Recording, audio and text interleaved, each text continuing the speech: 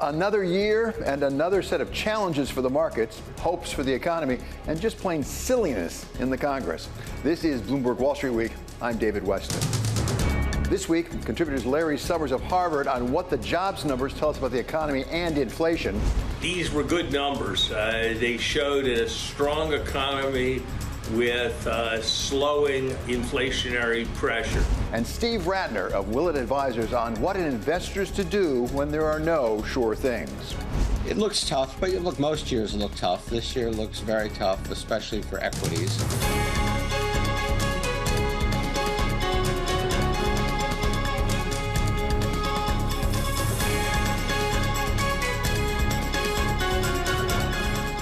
Global Wall Street started a new year this week that in many ways picked up just where the old one left off.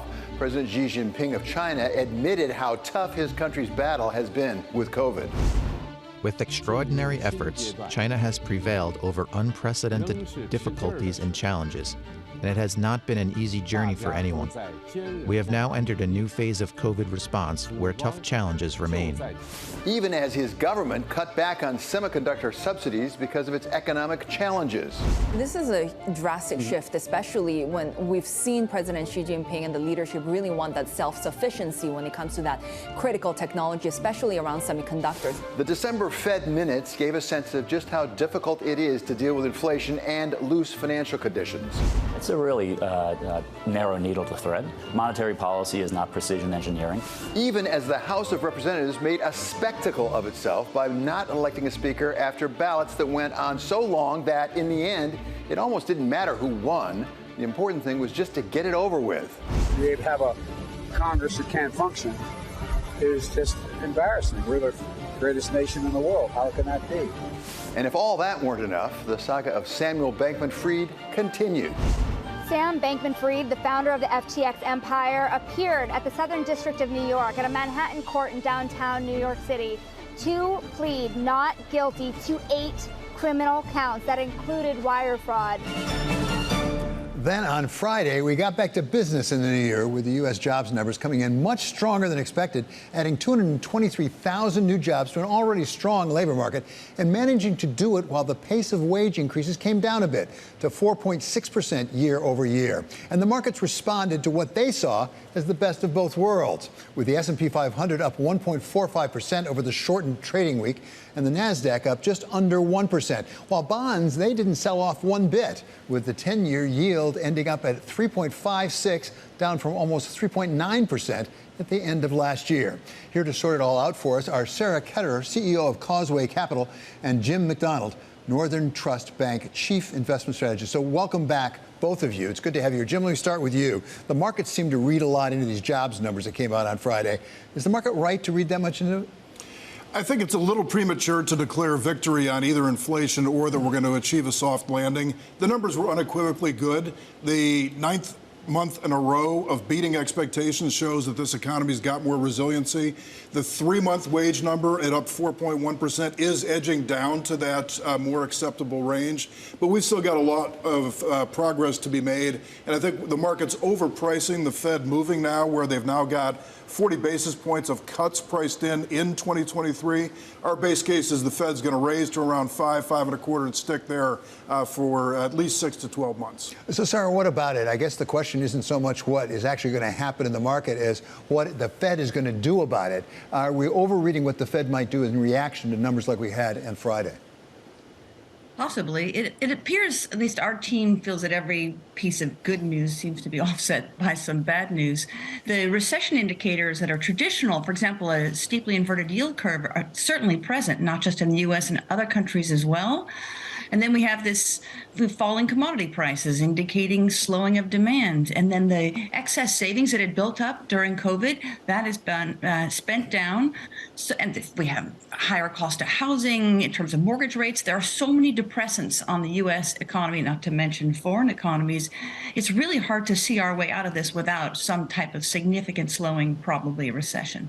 I wonder, to your point, Sarah, whether there's contradictory information coming in. We had JOLTS numbers out this week as well that indicated that the job market's really quite tight, despite the fact it doesn't look like wages are going up quite as high. How do you take all the data we're getting and put them together so that an investor knows where to go?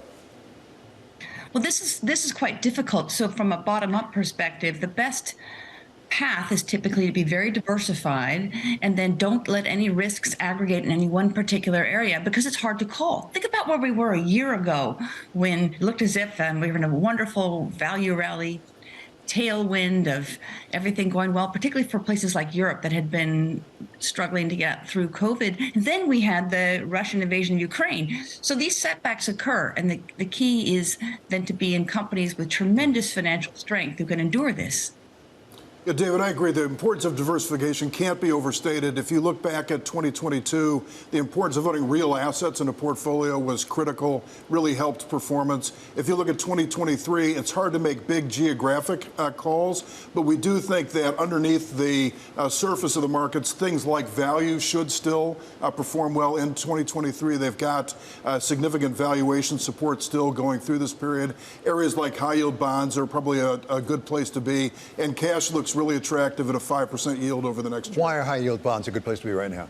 Well, we think they give you pretty good protection in a more difficult economic environment. You've got a yield to worst right now at about 8.7%. And what the market is doing is showing real confidence that through the cycle, defaults will be relatively well managed in high yield. We think that maybe we'll get to a 3.5% default rate, but over 50% recovery. So that looks at less than a 2% loss rate. And with the yield to worst at 8.7, that gives you a pretty attractive return. And high yield bonds tend to have only about a third of the downside risk that equities do. So, Sarah, Jim obviously is cross-asset. You focus more on equities. What about in the equities area? We heard just briefly there at the open, Steve Rattner saying he thinks it's going to be a hard year for equities. Do you agree with him? Possibly for overall markets. After all, in particular, the U.S. market has delivered massive returns well in excess of what is typical, the risk-free rate plus an equity risk premium. And the U.S. returns over the last 10 years have been double-digit percentage per annum. That's quite something. Let's just say we have more downward pressure on multiples. The key then, and I'll sort of coincide with Jim's remarks, is get income. And a number of great companies listed globally are paying investors today. And that's really, if all power went out and the show was over, I would just leave one message, which is get that income soon, lower the duration of your holding, because that's in an environment where there's a real cost of capital is a great strategy. So, Sarah, obviously U.S. equities have been valued more richly than, for example, European equities. Do you expect actually that will come in? Likely, and maybe not, in part due to the continued multiple compression that we're experiencing in the U.S. market that should continue as long as we're on a path to rising real interest rates. After all, everything is different now. The era of free money is over, and we don't have a Fed put any longer, nor do we have other central banks. They are reducing their balance sheets. They're taking liquidity out of the market. And fiscal spending is very much constrained by inflation. In fact, they're both monetary and fiscal are constrained by inflation. And as a result, now it's just all we have is earnings. The liquidity part of the propellant to markets is likely to be very muted for many years. Yeah, David, I'd add to the geographic commentary that people tend to think about the countries that they're investing in as opposed to the type of stocks that they're buying when they're buying, for example, European equities. If you want a value exposure or you want exposure to a reopening of the global economy, you want exposure to Europe over, say, the U.S. So that's one reason that we've taken off our underweight to developed markets outside the U.S. Better value exposure, plus the dollar's probably had its run. Let me bring something in that may or may not be relevant. Jim, I'll start with you. What we're watching unfold in the Congress, not being able to pick a Speaker of the House for so many ballots have gone on, is that relevant to an investor at this point at all, Jim? Well, it is. The situation before this was they were not going to pass much legislation, so that was not a market expectation. But now we've really put on the table the risk of the debt ceiling. If there is an individual member of the House that can call for a speaker vote anytime they want, and if there is a tie to the debt ceiling in this agreement that's being made to potentially make Kevin McCarthy the speaker, that is going to significantly increase the risk around that. The key will be, could the Democrats get the Republicans from Democratic-leaning districts to go along with them to pass the debt ceiling expansion, which is really what the American public wants. Sarah, we've all seen any number of times that the debt ceiling has been an issue. One time it actually affected the credit of the United States government. It usually has gone away. Does it factor into your investment decisions at this point at all, the risk on the debt ceiling? Well, certainly, because the risk-free rate is critical when doing valuation work, because after all the stock is the present value of all the cash it can generate into perpetuity, discounted by this discount rate, where the risk-free rate or the government bond yield is essential to that. So yes, as government bond yields rises, that is going to cause us to have to pay, be much more stingy in terms of what we pay for stocks. So it's super important. But the U.S. is in good company, unfortunately. So many major countries globally have a significant amount of debt to GDP, and or they have fiscal deficits that are sizable. So I think if it weren't like that, the U.S. would be penalized more. But unfortunately, we have brethren in this race to have a significant amount of debt. Yeah, I'm not sure if that makes me feel better or worse, but it's certainly important to know. Sarah Ketterer and Jim McDonald will be staying with us as we turn to the new year and what surprises may be in store for the markets and for investors. That's coming up next on Wall Street Week on Bloomberg.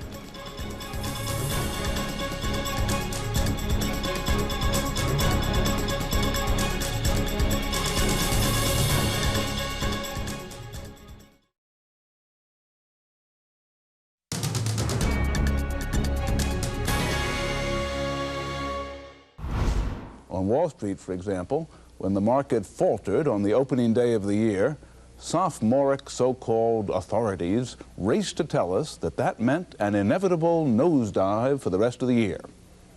That would-be profundity didn't even last 24 hours. When the market then went up every other day this week, establishing a couple of new post-crash highs in the process, a fresh set of geniuses appeared to assure us that everything was suddenly beautiful in this best of all possible worlds. Well, maybe, though the broader market was still well behind the blue chips.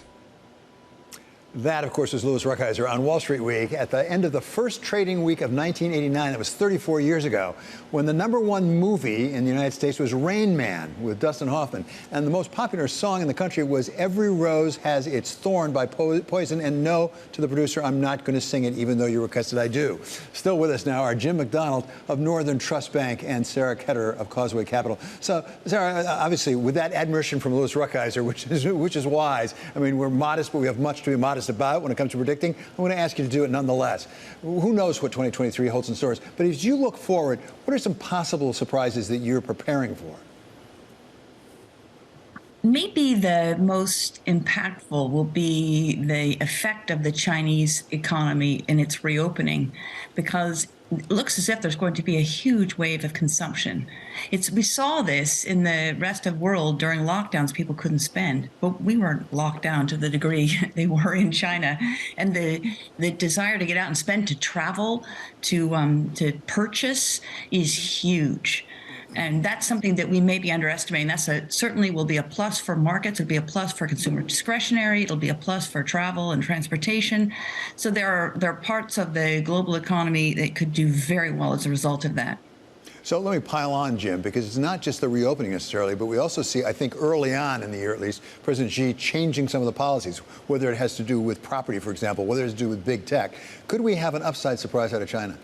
We could, but I think it would be short-lived. We're a little more cautious on the outlook for emerging markets, and especially China. Not only the COVID-related issue, and there will be a short-term bounce undoubtedly from reopening, but they've really hurt themselves intermediate and long-term competitively with what they're doing from an intellectual property and a common prosperity standpoint. Dell announced this week that they're looking to move all of their semiconductor purchases out of China by 2024 and 50% of their production. So we worry about that. We worry about the continued concerns in Ukraine with the Russia invasion and what that may mean for commodity prices. And then the final thing that we're worried about from a risk standpoint is just the risk of persistent labor strength, which leads to higher inflation and Fed policy tighter than what the market's currently expecting. Okay, so those are some downside surprises. Yep. Can you anticipate any possible upside surprises? Sure. The upside surprise would be that if we actually do avoid a recession and that we see inflation come down, the labor market stays strong enough, but wages are not as persistent, and we actually get to a lower inflation rate. The break-evens right now for a 2-year Treasury tips are at 2.2%. If we actually achieve that, that will give the Fed some room to pause. And then if we don't go into an earnings recession, the stock market could be definitely better than people expect. The consensus is that it's not going to be a great year. Sarah, what about the flip side of that? Because some people think the markets may be underestimating the extent to which the Fed is going to have to raise and keep it at high high levels. And we heard from some Fed governors actually this week saying we need to get to like 5.4%, Mr. Kashkari said. It's not just the Fed's actions, and perhaps it's 5.4, could be higher, could be lower. It's the lag effect that matters. And that's something we take into consideration is we have to anticipate as institutional investors where monetary policy will be going and what the effect will be months, quarters, maybe years after it's implemented. So this has been one of the sharpest moves upward from zero to our current short rates, and we're going higher as we've discussed. So that might be 12, 18 months of continued tightening effect that follows along with that. I don't think the markets are anticipating that, certainly not in the U.S. Sarah, one of the biggest, I think, surprises of last year was geopolitical, particularly with Russia's invasion of Ukraine and the aftermath of the energy crisis that followed. As you look forward, how do you take into account the possibility of a geopolitical surprise in 2023? And that, by the way, that could be the upside or the downside. Yeah, a rapprochement with Russia, maybe. Or it could be China invading Taiwan. There are plenty of, again, it's like the economy. You can have the positive stories and the negative ones. That really, the only way to deal with this, aside from just putting your money under the pillow, is to be well diversified. We use a quantitative model to do that. But the whole idea is you can't anticipate. When Russia invaded Ukraine, European stocks collapsed last year. They started to just fall in February and kept going. That was one of the best buys of 2022. So we can't anticipate the problems, but we can react to them sensibly and take advantage of that. So, Jim, in anticipating on whether there's a problem or not, this last year we saw a very, very strong dollar. That seems to be coming off a bit. What if, in fact, we do see a weakening of the dollar into 23? Well, if you were able to pair that with a strong, sustainable reopening of China, that would be a positive for emerging markets. It would be a bit of a headwind for commodities, but we look at commodities or natural resource equities as one of the hedges against the geopolitical risk that you raise, which is pretty much unforecastable, as Sarah mentioned. But then the other thing that I would say is having an overweight to cash in this environment looks pretty attractive when you can probably get a couple 100 basis point premium in cash over investment grade bonds. And you have that overweight to cash. Is that in order to pounce when there are opportunities? It's both. It is because we don't see anything more attractive now, but then it also will give us that dry powder when the opportunity arises. Sarah, given your situation in equities, I know you're fully invested. You remain fully invested, but that doesn't mean you're fully invested everywhere. Where do you direct your investment toward and away? The highest return, lowest risk stocks attract all the capital. That's where we want to be. But I would argue it's not just institutional portfolios, for individual investors too. This idea of timing markets is so appealing. It's so hard to do. That's why we really do keep in equities and keep the cash levels very low, because if you raise cash, that's one thing. You may have avoided some sort of downturn, but then you have to go back in before the upturn follows, and that's very hard to do. So staying invested is the mantra. Sorry to interrupt you, Sarah, but what about that? What about her point? It's hard to know when to get back in. There's no doubt that tactical asset allocation is not for the amateurs, and so you do have to be ready to go back in. You've got to have scenarios ahead of time. You've got to pay attention to valuation, and so it is something that does require a lot of resource. So, Sarah, finally, I'll give you the last word here, perhaps, on actually having managed, really active management of your portfolio in equities. What's the case for that for 2023? And I'm going to repeat a little bit what I said earlier, which is we have no idea where the next crisis will come from, and nor do passive indices. A passive index is a reflection of what has done well. I mean, think about the large cap stocks in the U.S. that had a tough time last year. They were what had done well. So active really implies a team like we have at Causeway out looking for opportunities and often responding to whatever situation the market is giving us. For example, last year's Russian invasion of Ukraine, or now with this China reopening and its implications globally. So 1 minute on that, Jim. Is 2023 not the year for index funds? I think that 2023 will be a year where active management will have a better opportunity than in the past. The volatility is likely to remain very high. We think that the beginning of the year will be people worried about an economic downturn. The second half could be a time of greater optimism and a little better tone in the marketplace. So I do think that active management should have a better time in 2023. Sarah, it sounds like one thing everybody can agree on is volatility in 2023. Do you agree with that? Yes, as long as we're in an environment where the monetary noose is tightening, yes, it'll be volatile. Okay. Thank you so much to Sarah Keller of Causeway Capital and Jim McDonald of Northern Trust Bank. Coming up, we're going to look ahead to next week on Wall Street Week on Bloomberg.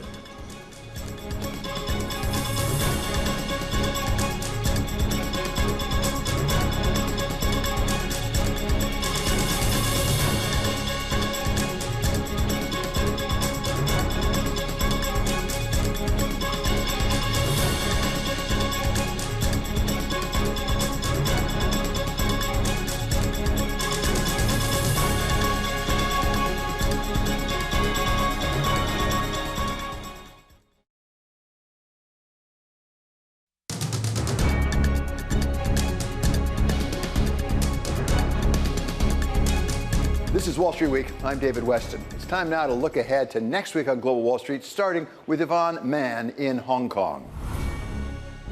The big story we're watching out of Asia this week, China reopens with the world. It has been a dramatic shift from COVID-0 and lockdowns to scrapping PCR tests and quarantines. But will it work? Can it save the economy? And how disruptive will this transition be? With a growing list of nations like the U.S., Japan now requiring travelers from China to show a negative test before allowing them to enter, the European Union is also considering masks and other pre-flight testing requirements. China watchers are cautiously optimistic, though. Hong Kong-listed Chinese stocks had one of the best starts of the year since 2009. And some economists are expecting consumption to come back with a vengeance. On the global central bank docket, of course, the Bank of Korea has its next rate decision. The central bank widely expected to raise rates by another quarter point in what could be the last hike of the current tightening cycle there. And we'll get the latest pulse from the India tech sector as well. Tata Consultancy reports earnings on Monday. Bloomberg Intelligence expects the company may take a more measured tone when discussing growth prospects for the next 12 months. Europe, which accounts for a third of TCS's revenue, likely to see most of the slowdown. Well, we're heading into the second week of 2023, and the Atlantic Global Council Energy Forum will get underway in Abu Dhabi from the 14th of January. This year's meeting will focus on the challenge of managing energy security priorities and decarbonization efforts in tandem. We'll also look at the impact of the crisis in Ukraine and on the energy transition. 2 days later, business and politics leaders will be heading to Switzerland for the World Economic Forum's annual meeting in Davos. We'll bring you the full coverage from there. And on the economic data front, we're going to be getting industrial production numbers from Germany on Monday, France on Tuesday, and from the UK on Friday. The U.S. CPI report for December will be released on Thursday. Economists project headline consumer inflation moderated to less than 7%, marking 6 straight months of easing in year-over-year growth since peaking at 9.1% back in June. Elsewhere, earnings season kicks off with 4 of the 5 biggest U.S. banks reporting, including J.P. Morgan, Wells Fargo, Citigroup, and Bank of America.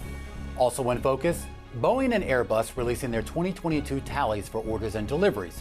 While Airbus is certain to hold its position as the world's biggest maker of commercial airplanes, analysts say Boeing likely saw a late-year surge in deliveries for that cash cow 737. That would bolster bets investors have made on Boeing's turnaround story, a turnaround that has made Boeing the best-performing stock in the S&P 500 since the third quarter. David? Thanks to Yvonne Mann, Danny Berger, and Romaine Bostic. Coming up, it looks like it could be a rough year ahead. We talk with Steve Rattner of Willett Advisors about where a smart investor turns when the answers are far from obvious. That's next on Wall Street Week on Bloomberg.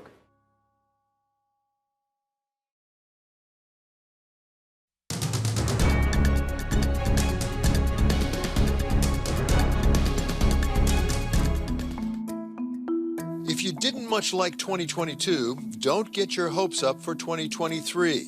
Bloomberg gathered almost 500 calls from Wall Street analysts for the new year and couldn't find much optimism, with concerns over everything from a recession, as predicted by former New York Fed President Bill Dudley. Recession is pretty likely just because of what the Fed has to do. To equities. There's still a lot of uncertainty on the growth picture globally. So I think we're in the same spot where I think we see equities down in the near term, possibly recovering towards the end of the year. But I think the key challenge is risk premia are very low. To bonds. I just don't know that yields are going to go down as far as people think. There's some calls for, 2.5%, 2.8% by the end of this year on a 10-year. And I'm just wondering whether that actually is, matches with everything else. To geopolitics. We are seeing around the world a significant number of super empowered individuals who aren't getting great inputs from experts, who are able to act with impunity, and are not getting what they want in various ways on the global stage. All of which poses some hard questions for investors looking to make good returns in a year set up for anything but. 2023 could end up being a kind of widowmaker in terms of a market. And for the perspective of a big-time, very sophisticated investor, we turn now to Steve Rattner. He's chairman and CEO of Willett Advisors. He is responsible for investing in the personal and philanthropic funds of Michael Bloomberg. He is, of course, the founder and majority shareholder of our company. Steve, thanks so much for being back with us on Wall Street Week. When you listen to any of the Wall Street strategists this year, it sounds like 2023 looks pretty bleak. From an investor's point of view, does it look as bad as what they're saying? It looks tough, but look, most years look tough. This year looks very tough, especially for equities. I can't tell you how much more downside I think there is to equities, but it's very hard to see a lot of upside. It does feel like the markets are pricing in a more benign set of moves by the Fed than I think what many of us believe is actually going to happen. And that, of course, becomes very tough for equities. And so we remain very cautious, very defensive in terms of our own positioning vis-a-vis equities, by no means out of them. But as I've told you, I think in my last couple times on your show, still at essentially as defensive a position as we've ever been in our 14 or so years of existence. Well, I want to talk about the defensive position and what that constitutes. But when it comes to equities specifically, Steve, you have said in the past, given the discount rate, if nothing else, basically when the rates are rising, that's not good for equities. But does your position on equities for 2023 tell us something about where you think that the Fed will be throughout the year, and for that matter, where inflation is going to be? Well, it tells you something about where we think they're going to be. Of course, I have no idea, and they have no idea. In fairness, there is no, as you know, there is no secret Fed plan that the media is trying to get hold of. It's all data dependent, data driven, as Janet Yellen used to say. But the fact is that the credit markets, from which the equity markets take their cue on Fed policy, are looking for interest rates to peak somewhere in the early first half of next year and then begin to decline. And I don't believe that that is what the Fed is likely going to have to do or will be doing, because I don't believe inflation is going to come down enough for them to do that. And so if you believe not necessarily that interest rates will go higher than the markets think, but at the very least that they will persist at high levels for longer than the market thinks, then you have to be nervous about equities. Equities, of course, are not all created equal. Some are much more sensitive to discount rate than others. Does that suggest that there might be some defensive positions in equities, actually? Yes, that is absolutely true. The growth equities, the unprofitable tech, all that stuff is certainly more susceptible to high interest rates. But then you have a bunch of cyclical stocks, which also can be called sometimes value stocks, that are sensitive to economic conditions. And the yin and the yang of all this is that we still are facing the probability of a recession, maybe the back half of this year, 2023, maybe early in 2024, and that's not good for cyclical stocks. And so, sure, there are always some places, some pieces and places that one can go, but overall, it still looks like a pretty tough market. So what about fixed income? I hear at least some people saying this may be the year of the bond. Maybe bonds are coming back, yields will come down. Are you more comfortable in fixed income? Certain parts of it, and in the following sense. Given our view about interest rates, it is hard to be constructive about fixed income, if you will, bonds that have a fixed coupon on them, because they are also going to be susceptible to rates staying higher for longer.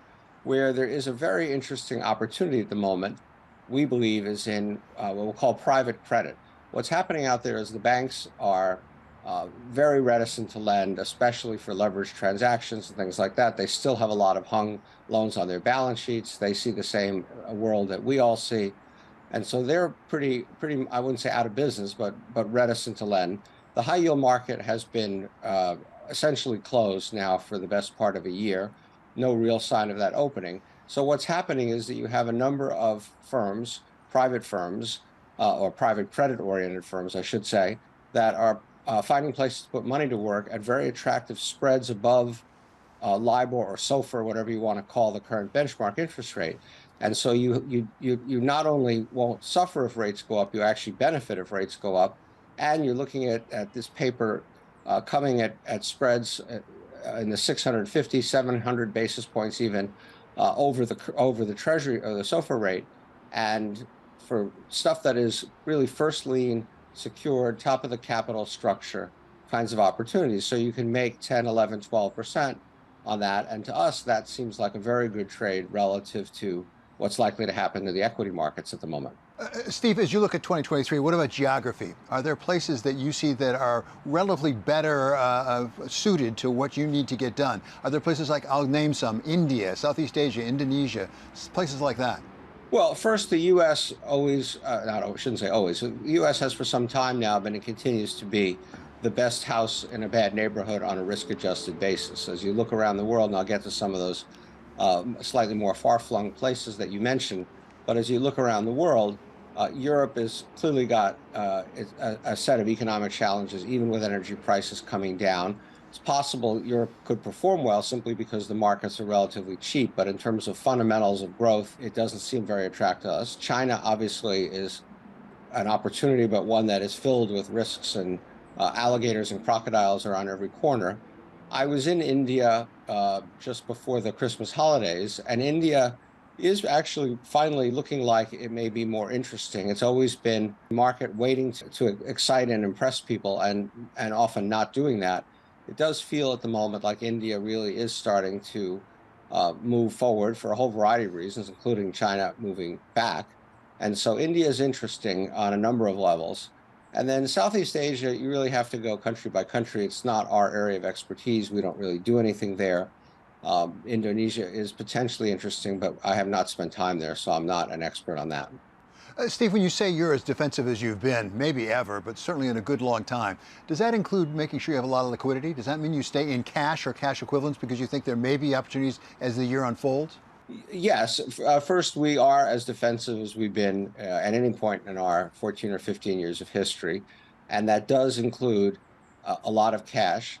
And it's not that we necessarily want to get ready to pounce on something, although it does put us in the position to be able to. But you really can't lose money holding cash. And especially with short rates having moved up so much, you can actually make a decent amount of money on relatively short rates. You can buy 2-year Treasury paper and make over 4%. It's all a lot better than potentially risking money in the equity markets at this moment. And then we do other things involving hedges and things like that to make sure hedges to make sure our equity exposure, our exposure to the equity market, I should put it that way, is down where we want it to be. And as I said, look, we're still very exposed to equities. We have too big of a battleship to pivot that quickly, even if we wanted to. And none of us can be sure we're right. And so we do want to maintain a healthy exposure to the equity markets. In the long run, we believe in equities. And we try not to be short-term traders or market timers, but we do feel, and so far, for better or for worse, it's been the right call, that we want to be on the defensive side of the range of possible positionings we might have. Okay, Steve, thank you so much for being back with us. That's Steve Rattner. He's the chairman and CEO of Willett Advisors. Coming up, we're going to talk with our special contributor, Larry Summers, about those jobs numbers and what the Fed should do about them. That's next on Wall Street Week on Bloomberg.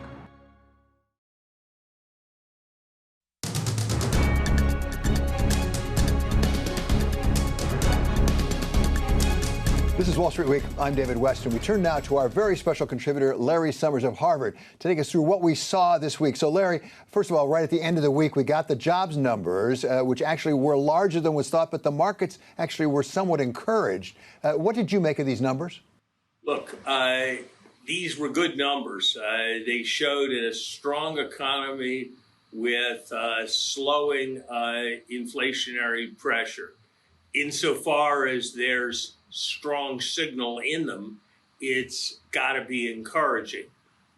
My instinct is not to make too much of the month-to-month fluctuations in the wage numbers, which are, I think, the source of encouragement that people are seeing.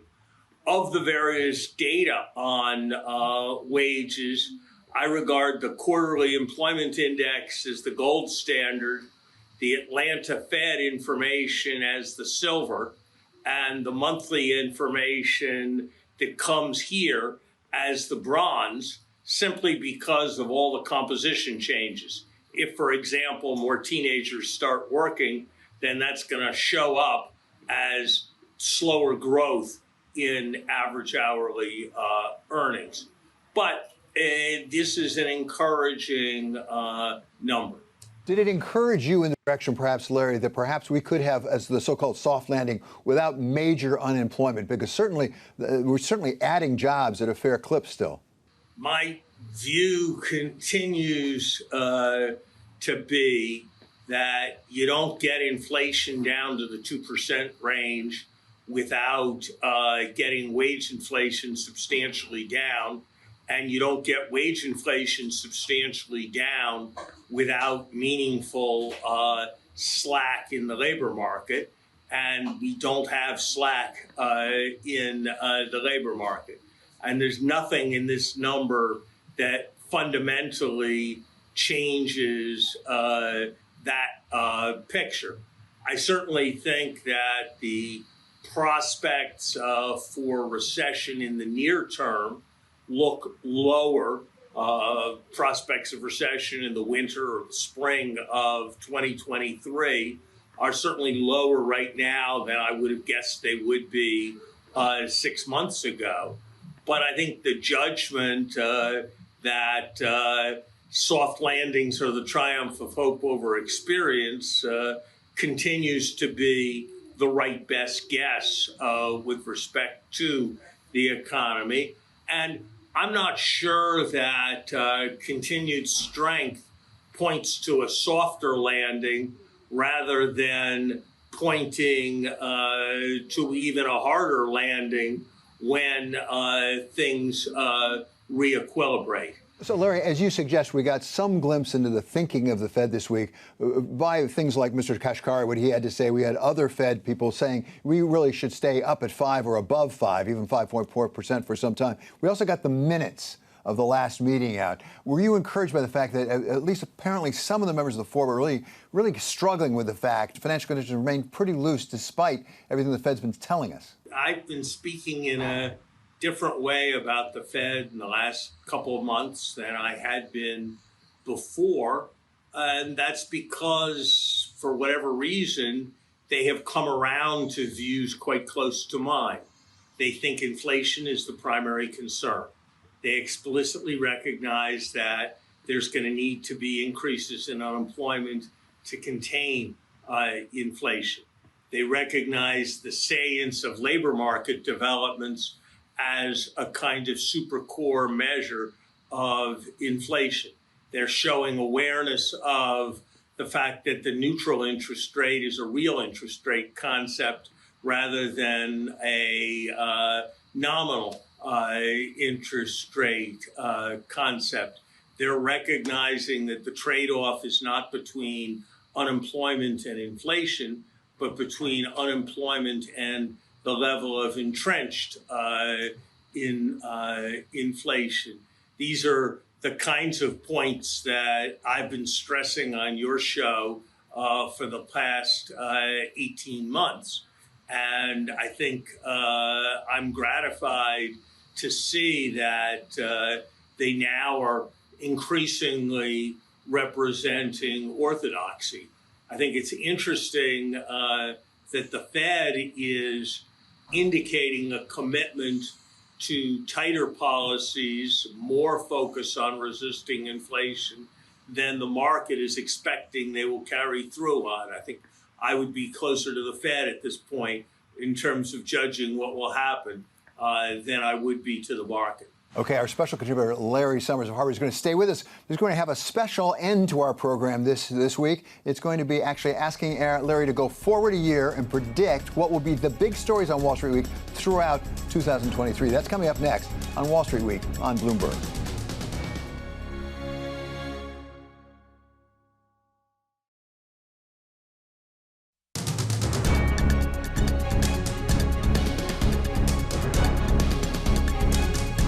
This is Wall Street Week. I'm David Weston. We're going to end this first week of the new year with something special. We've asked Larry Summers, our very special contributor, to take a look forward to 2023 and give us a prediction about what the biggest stories of the year will be in the coming year. So, Larry, let me start with the markets. They had a pretty rough year in 2022.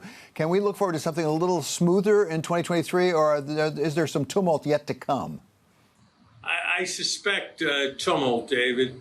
Look, the 30-year story, it has been declining interest rates, the idea that we're moving into an era of low interest rates. That was certainly the thesis that I was pushing with the secular stagnation idea prior to COVID. That's been the basis for a large amount of economic thinking. The idea that we're going to return to that is a kind of orthodoxy baked into markets. You see it when the Fed predicts a 0.5% neutral real rate. You see it in break-evens on inflation in the low twos. You see it in a 10-year rate in the 3.7 range.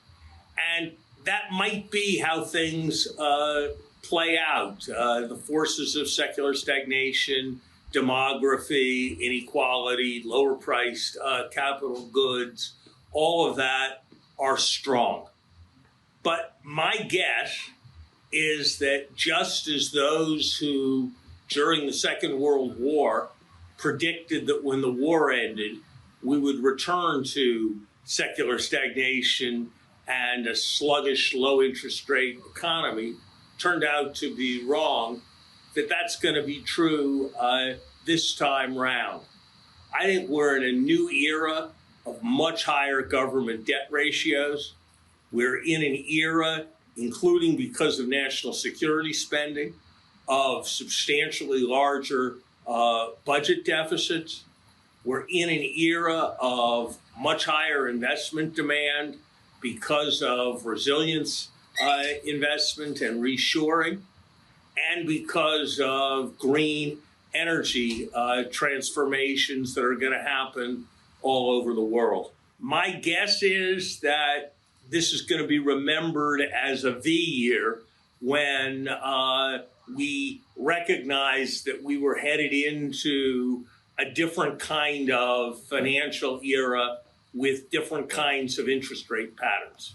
Larry, you mentioned defense spending. Geopolitics figured large in 2022. We've had a real clash, whether it is with Russia over the war in Ukraine or in various ways with China as well. What role will that play, this fundamental struggle, if you will, between democracy and autocracy in 2023? I'm an optimist.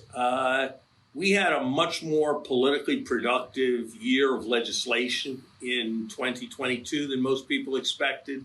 We had much easier and more reasonable set of political outcomes in the 2022 election, with much less contest over elections than most people expected. So I think, as America so often has in the past, it's demonstrating its fundamental resilience as a society. And at the same time, I think that if you look at Iran, if you look at Russia, if you look at China, the magnitude of the challenges those societies are facing look much greater than they did a year ago. And my sense is that trend is going to continue. And so I think that democracy is going to look a good deal better relative to autocracy a year from now than it does today. One of the great questions of 2023 is going to be whether, as that happens with democracy looking better, China is modifying its policies in our kind of direction towards warmer relations with the United States, towards more support for market institutions towards more global cooperativeness, or whether they're sticking with some of the wolf warrior approaches that have defined them over the last several years and suffering as a consequence. I don't know which way that's going to go, but my sense is that the tide of history is moving in our direction. And just as it was darkest before the dawn in the period of the Iran hostages and Jimmy Carter's Malaise speech, and it was darkest before the dawn in the late 1960s with assassinations and the President of the United States unable to go speak places other than military bases. I think that people are going to look back at this as having been a period when the United States got it back together. And finally, Larry, you brought ChatGPT to Wall Street Week this year, in the year of 2022. Is that going to be a major factor going forward? And broader than that, AI, and by the way, quantum computing. The thing about ChatGPT is, and the thing about the current artificial intelligence, is that we're no longer devising artificial intelligence solutions to particular problems. We're developing generic solutions where you don't have to explain the problem to it. You just have to give it a few examples, and it goes from there. In some ways, sort of like a child growing up. So I don't know where all this is going to lead. But I think that in the same way that we think of a beginning of the atomic age or a beginning of the era of electricity, that these years are going to be remembered for the very different kinds of capacities that mankind developed to supplement its own efforts. Some of those will end up being benign. Some of those, I suspect, will end up being malign. But I think it is going to be an important part of the story of our times. And there you have it, our special contributor Larry Summers to Wall Street Week, telling us what he thinks the major stories of 2023 will be. And trust us, we will check back in on those stories throughout the course of the year. Thank you so much, Larry. Great to have you with us. And that does it for this episode of Wall Street Week. I'm David Weston. This is Bloomberg. See you next week.